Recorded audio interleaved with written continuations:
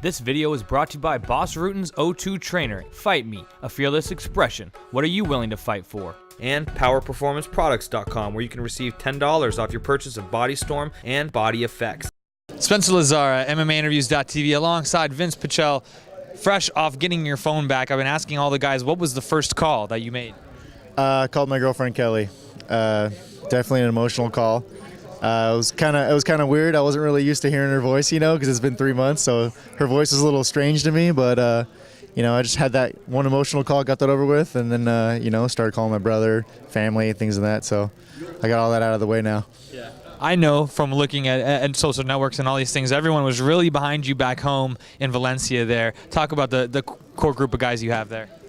Oh, yeah. Everyone at the gym, super supportive, Big John, my training partners, my coaches, even people at the gym, there's so many people at that gym. I don't honestly know everyone that goes there, but they're all super supportive of me, and I totally appreciate it. People, it's awesome feeling to have, people that you don't even know, come up to you hey, good job, we support you, kick ass, people say that kind of thing to you. So, it makes me feel good. It's nice to have that kind of support. It makes you want to do better.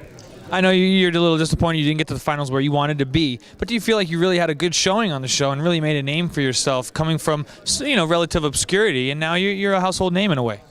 Yeah, I went in there, honestly unknown. No one knew about me, and I went out there to show who I was. I didn't go out there just to, for shits and giggles. I went out there to prove that I was there for a reason, and that's what I did. I'm happy. I don't have any regrets as far as I got or losing my fight. I'm not disappointed in myself because, I trained as hard as I could. I fought as hard as I could, and it happened the way it happened. There's nothing I could do about it. So I'm basically just taking it in stride, regardless of what happened.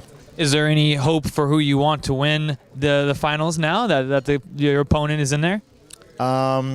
I want Chiesa to win now. It's kind of hateful, I know, but whatever, I know Al's pretty banged up, so I know he's going to that fight not 100% like I was when I fought him. So, now he's going to know what it's like to deal with something like that. And I think Chiesa's going to come out top. Chiesa's a good fighter, and, I'm happy for him. It's definitely a great story. Talk about your injuries going into that fight and what you were going through the 13 weeks on the show. Yeah, the whole 13 weeks, you just try not to be injured, and injuries are a big occurrence in fighting, especially training. You rarely get hurt in a fight. It's usually training. So, I stayed relatively healthy, didn't have too many injuries, nothing major. My fight with Saunders, I checked a couple of his kicks and, kind of hurt my leg a little bit. It was bruised where I couldn't, really walk on my toes too well. And, I kind of just iced it, did what I could. Ibuprofen's an ice or the cure for everyone, they say, so that's what I did. And then going into the fight with Al, he threw a kick, I checked it, and then bam, man, got me in that spot. And it, definitely put a damper on me. But, I just pulled through and just fought and did what I could, because there's no sense to just fall on the ground crying about it. I got to fight my way through it. So, that's what I did. Well, you're not going to be able to fight on the finale due to those injuries, but I just let you know that you are going to get a shot in the UFC at a future UFC card. Is there any guy potentially on the show or just in the lightweight division in general in the UFC that you would want for that fight? First of all, thanks for giving me that bit of information. I appreciate that.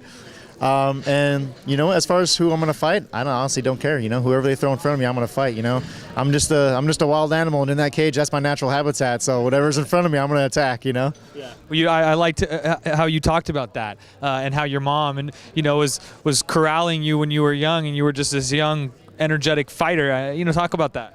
Yeah, when I was younger, I watched a lot of movies, like Kickboxer, Bloodsport, the Rocky movies, of course, and I was always like, oh, I want to do that, Mom. I want to be a fighter. I want to do this. I want to do that. And my mom's like, nah, I'm not going to, I'm not going to pay people's hospital bills because you're ruining people's lives and stuff, So, I came up to my mom, and then, when I started fighting, I didn't really tell her at first. I got a lot of trouble fighting as a kid, arrested and what have you.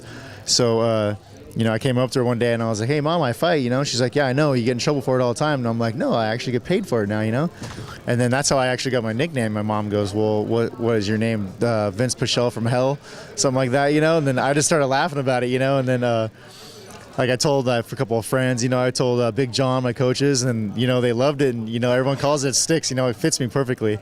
That's awesome. Not many guys can say that their mom coined their nickname. I know, right? Despite popular belief, I'm not some hateful cat burner or anything like that, It's just basically my stage name. That's who I am. Because when I'm in there, you got to be your fighter, and that's who I am. When I'm in there, I'm from hell. But other than that, I'm just Vince. I'm just everyday guy. Was there a time when you were growing up then, was it on the street or was it in the cage when you realized, hey, I can really make this happen? I'm good. I can get to this highest level. I can get to the UFC. It was actually a little bit of both. You know, when I used to get in trouble in fights on the streets, you know, and I was the little guy that challenged whoever, you know, I didn't care. And, you know, and then I actually got challenged to go to a gym one day by this guy, Mark Smith, who used to fight. And he basically, you know, he's a big dude. He's like 300 pounds. And he basically was like, you know, get your little punk ass in the gym. We'll see how tough you really are. You know, I went to a gym. I got the crap beat out of me for like 8-10 months, but I loved it, you know. And then eventually I started noticing that, you know, guys that were beating me up are now, you know, I'm beating them up, you know, and I'm like, I know more than them. I'm showing them things. And eventually I was like, damn, you know. And then Big John, you know, came up to me one day and he's like, it's time to go pro. We're having trouble finding new fights. You're killing people.